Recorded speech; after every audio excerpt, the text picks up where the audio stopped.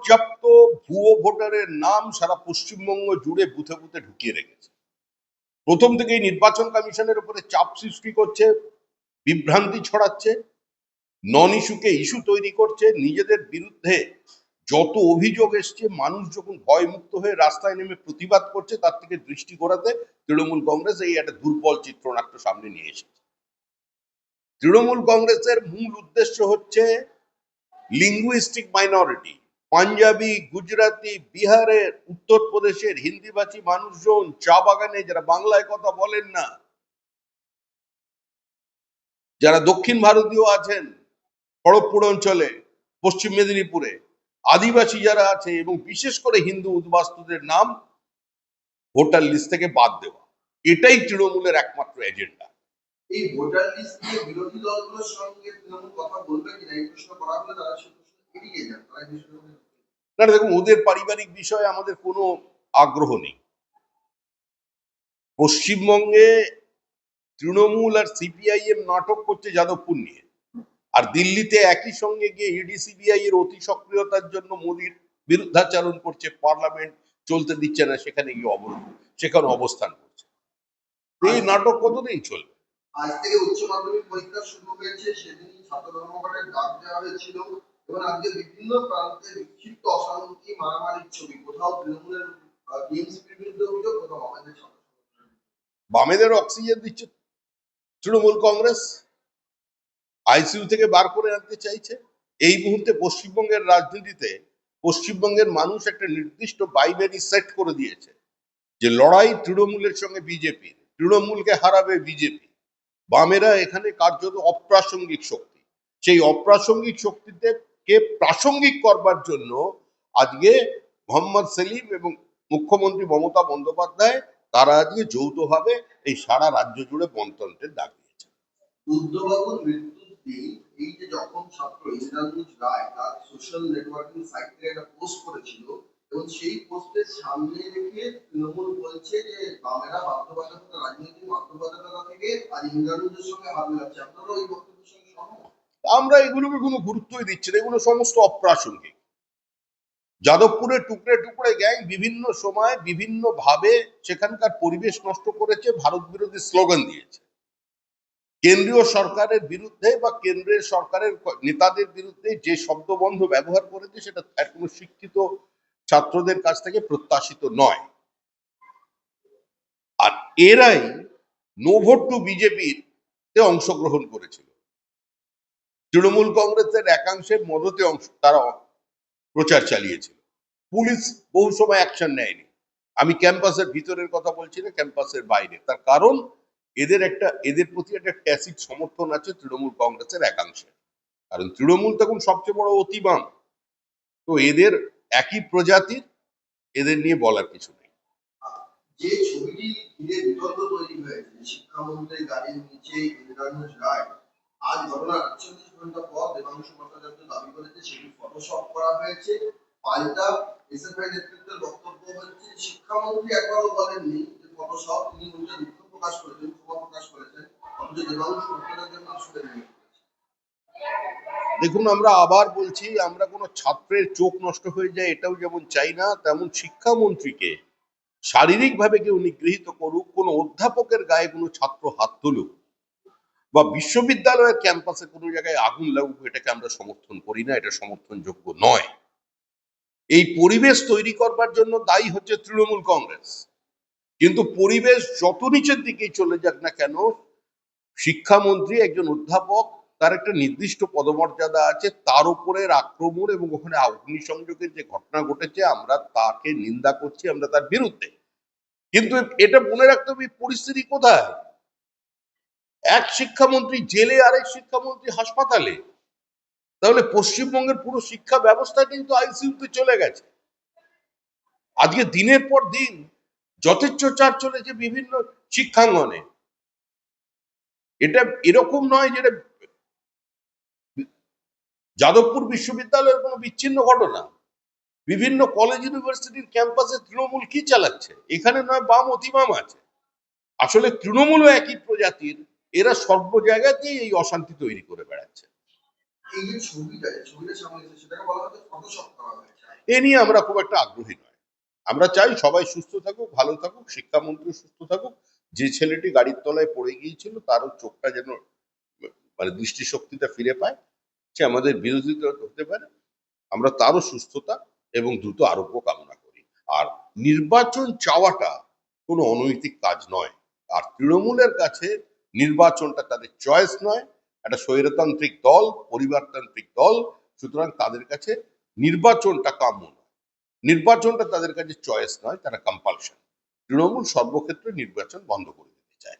বারুইপুরে CPM এর party অফিসে তালা লাগিয়ে দিয়ে তৃণমূল সুজন চক্রবর্তীকে ভেতরে আটকে রাখার অভিযোগ, তো সেই সময় প্রকাশ্যে ভিডিওতে দেখাও গিয়েছে। এগুলো সিপিআইএম কে প্রাসঙ্গিক করার চেষ্টা। সিপিআইএম কে তৃণমূল কংগ্রেস পশ্চিমবঙ্গে উজ্জীবিত করতে চাইছে সামনের বিধানসভা নির্বাচনকে মাথায় রেখে ভোট কাটুয়া পার্টি তৈরি করতে। কিন্তু পশ্চিমবঙ্গের মানুষ এই নির্বাচনে তৃণমূল কংগ্রেসকে বিসর্জন দেবে, তারা বদ্ধপরিকর। রাজ্যের সব পুরসভায় বাম আমলে নিযুক্ত চুক্তিভিত্তিক কর্মীদের পেনশন সহ বাকি যে সুবিধা সেই সুবিধায় নাকচ করে দিল হাইকোর্ট। এটা সম্পূর্ণ বিচার বিভাগীয় বিষয়। মানবিক মুখ নিয়ে বিষয়টি দেখা হোক, সেটাও আমরা চাই। কারণ আদালতের অবস্থানের বিরুদ্ধে আমাদের তো কিছু বলার নেই। তবে স্বজন পোষণের এবং মধ্যমেধার চাষ যা বাম ফ্রন্ট দেখিয়ে গিয়েছিল, সেই পথে হেঁটেই তৃণমূল সেটাকে 100 গুণ বাড়িয়ে নিয়ে গিয়ে চাকরি বিক্রির পর্যায়ে চলে গেছে। আরজিকর কাণ্ডের সময় যখন মূল বিচারের দাবি উঠেছিল, তার পাশাপাশি তখনই ছাত্র সংসদ ভোট হোক এই দাবিটাও ছিল। মার্চের মধ্যে সেই ভোট হবে প্রতিশ্রুতি দিয়েছিলেন মুখ্যমন্ত্রী মমতা বন্দ্যোপাধ্যায়। আজকে যখন সেই দাবি ঘিরে উত্তাল রাজ্য রাজনীতি, ছাত্র রাজনীতি, সেখানে আরজিকর কাণ্ডে যে চিকিৎসকেরা সামিল হয়েছিলেন তারা আজ সেই মিছিলেও যোগ দিয়েছে। দেখুন, গণতান্ত্রিক দেশ, প্রত্যেক মানুষের অধিকার আছে কোনো মতকে, কোনো পথকে বেছে নেওয়ার, যে কোনো রঙের পতাকায় হাতে নেওয়ার। তো সেখানে তারা যাবেন। ছাত্র সংসদ নির্বাচন হোক, এটা সবাই চায়, এটা আমরাও চাই। পশ্চিমবঙ্গে এই মুহূর্তে যারা মন্ত্রী আছেন তৃণমূল কংগ্রেসের, তাদের অধিকাংশই ছাত্র রাজনীতি থেকে উঠে আসে, কিন্তু তারাই ছাত্র রাজনীতি করার অধিকারটুকু কেড়ে নিয়েছে। আর শুধু ছাত্র রাজনীতি নয়, সেই সমবায় ভোট থেকে শুরু করে যেখানে যত নির্বাচন, নির্বাচন মানেই রক্তাক্ত একটা চেহারা, নির্বাচন মানেই বোমাবাজি। আচ্ছা, বিমল বিশ্ব শর্মা বলেছেন যে ইউরোপের প্রধান শত্রু বামেরা এবং সোপার লিবারেলরা। এর বলে দিয়েছেন উনি মুখ্যমন্ত্রী, ওনার কথায় আমি আর কি বলবো। চোপড়া কাণ্ডে দুদিন বাদেও মূল অভিযুক্ত মুজিবুর রহমান তাকে পুলিশ ধরতে পারছে না। চোপড়ার বিধায়কের আশীর্বাদ পাওয়া মুজিবুরের এখনো হদিশ পেল না।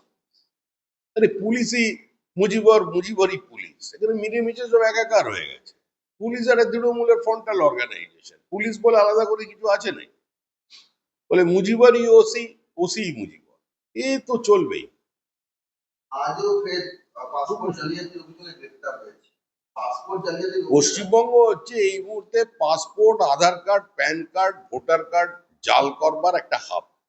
ভারতবর্ষে যে যেখানে ধরা পড়ছে বাংলাদেশি অনুপ্রবেশকারী কিংবা রোহিঙ্গা, তাদের কাছ থেকে যে পরিচয়পত্র পাওয়া যাচ্ছে সেগুলি জাল। আর এই জাল নথিগুলো তারা সংগ্রহ করেছে পশ্চিমবঙ্গ থেকে। আর পশ্চিমবঙ্গের দুটি বিশেষ জায়গার নাম উঠে আসছে, বারাসাত আর মধ্যমগ্রাম। আজ তো বিজেপিও যাদবপুর কাণ্ডে পথে নেমেছে, গোলপাট থেকে একটা মিছিল হয়েছে। আপনারা এই বিষয়ে কিভাবে দেখছেন? আমরা এই ইস্যুটাকে দেখছি যে এই পরিস্থিতির জন্য সম্পূর্ণভাবে দায়ী হচ্ছে তৃণমূল কংগ্রেস। ভিতরে ভারত বিরোধী স্লোগান, নির্বাচনের সময় তাদের সমর্থন করা, তাদের সঙ্গে হাত মেলানো, এবং সর্বোপরি সিপিআইএম কে একটা অক্সিজেন দিয়ে আবার বলছে একটু বাজারে নতুন করে প্রাসঙ্গিক করে দেওয়ার চেষ্টা। এর বাইরে আমাদের কোনো বক্তব্য নেই। বিরোধী দল আমরা যে কোনো ধরনের হিংসা, যে কোনো ধরনের অগ্নিসংযোগ এবং বিশেষ করে অধ্যাপকের উপরে আক্রমণ নীতিগতভাবে আর আমরা বিরোধী।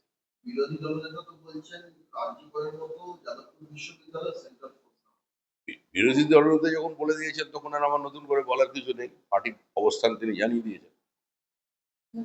ডেরেক ওব্রায়ান ক্ষমা চাইতে বলেছেন নির্বাচন কমিশনকে, কারণ নির্বাচন কমিশন বলেছে যে দু জায়গায় নাম থাকা মানে সেটা বেআইনি নয়। ডেরেক ওব্রায়ানকে একটু বলুন না, পঞ্চায়েত নির্বাচনে যাদের ব্যালট গুলোকে খেয়ে ফেলা হয়েছিল, যে ব্যালট বাক্সগুলোকে নদীতে ফেলে দেওয়া হয়েছিল, সেগুলো নিয়ে একটু কথা বলতে। একটু পশ্চিমবঙ্গের বিভিন্ন পঞ্চায়েতে ঘুরে ঘুরে দেখুন না উনি। যে কে কিভাবে নির্বাচিত হয়েছিলেন, কতজন জেলা পরিষদের প্রার্থী, কত পঞ্চায়েত সমিতির প্রার্থী, আর ক হাজার বিজেপির জেতা পঞ্চায়েতের সদস্যের হাত থেকে সার্টিফিকেট ছিনিয়ে নিয়ে ছিঁড়ে ফেলা হয়েছে, কত নির্বাচিত জনপ্রতিনিধিকে মহিলা তাদের দুপুর 1টায় গণনা শেষ হওয়ার পরে রাত্রি 1টা পর্যন্ত বসিয়ে রেখে আরেকজনকে নির্বাচিত ঘোষণা করে দেওয়া হয়েছে পুনর্গণনার নামে। তৃণমূল কংগ্রেসের ভোট নিয়ে কোনো নৈতিক বা রাজনৈতিক অধিকার আছে কথা বলার? দিল্লির নির্বাচন হলো, বোমাবাজি নেই, প্রাণহানি নেই, গুলি নেই, ইভিএম বাক্স পুকুরে ফেলে দেওয়ার ঘটনা নেই, বুথ জ্যাম নেই, জেসিপি মেশিন দিয়ে বাড়ি ভাঙার ঘটনা নেই, থুতু ফেলে চাটানো নেই, মোবাইল ভেঙে দেওয়া নেই, কারোর মাথা কামিয়ে বাড়ির মধ্যে ঢুকিয়ে দেওয়া নেই, কাউকে পরিযায়ী শ্রমিক বানানোর ঘটনা নেই। হাই ভোল্টেজ নির্বাচন হয়ে গেল, তৃণমূল প্রচারে নেমেছিল, তৃণমূলের সেই প্রচারে মানুষ তৃণমূলের কথাটা মন দিয়ে শুনেছে, সারা রাত ভেবেছে, তারপরে ওখান থেকে কেজরিওয়ালকে সরিয়ে দিয়েছে। ভাই চলে গেছে, দিদি ভাইও যাবে।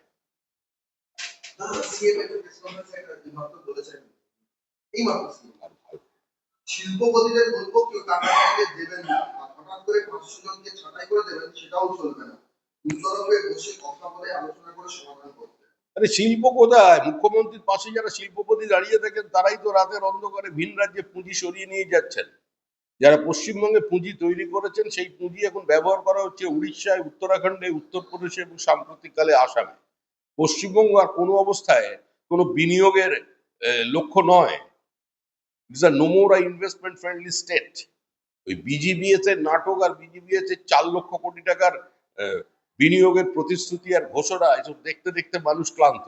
ট্রেড ইউনিয়নদের বলছে যে ব্যক্তিগত সুবিধার জন্য কোনো শিল্প বাড়াবেন না। ট্রেড ইউনিয়নদেরকে বলছি উনি ওনার তৃণমূল ট্যাক্সটা কম করিয়ে দিন না।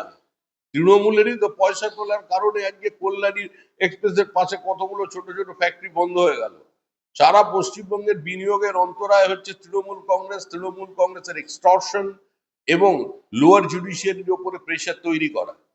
এরা যে কোনো ব্যারেডল্যান্ডের এখানে যেগুলো বন্ধা জমি আছে সেখানে কোনো আরবান ইনফ্রাস্ট্রাকচার নেই, সরকারের জমি নীতি নেই, সরকারের অন্ধ এসইজেড বিরোধিতা, তার কারণেই এটা শিল্পের অন্তরায় হয়ে দাঁড়িয়েছে।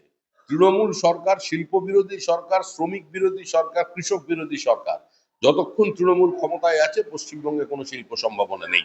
সরকার বড় ইকোনমিক করিডর তৈরি হবে, কিন্তু জমি পড়ে আছে, দখল হয়ে যাচ্ছে, জমি পড়ে আছে, দখল হয়ে যাচ্ছে। আরে হাওড়া ব্রিজটা এখনো আছে কিনা আপনি চিন্তা করে দেখুন না, কাউকে বিক্রি করে দিয়েছে। তৃণমূল থাকলে বিক্রি হবে না, পুকুর ভরাট হবে না, রেলের জমি দখল হবে না, সিপিডব্লিউডির জমি দখল হবে না, ডিবিসির জমি দখল হবে না। এবার হতে পারে নাকি? খাস জমি দখল করার নামই হচ্ছে তৃণমূল কংগ্রেস। এটা তৃণমূল কংগ্রেসের প্রাথমিক কর্মসূচি। দপ্তরের আধিকারিকদের বলছেন এগুলো না দেখলে দপ্তর থাকার কোনো অধিকার নেই। আর দপ্তরের আধিকারিক বলছেন ভারপ্রাপ্ত দপ্তর লুট করবে নেতা, লুট করবে পঞ্চায়েত, লুট করবে কাউন্সিলর, আর দোষ হবে দপ্তরের, দোষ হবে একজন কেরানির, যার এখনো পর্যন্ত দিয়ে দিতে পারেনি কেন্দ্রীয় হারে।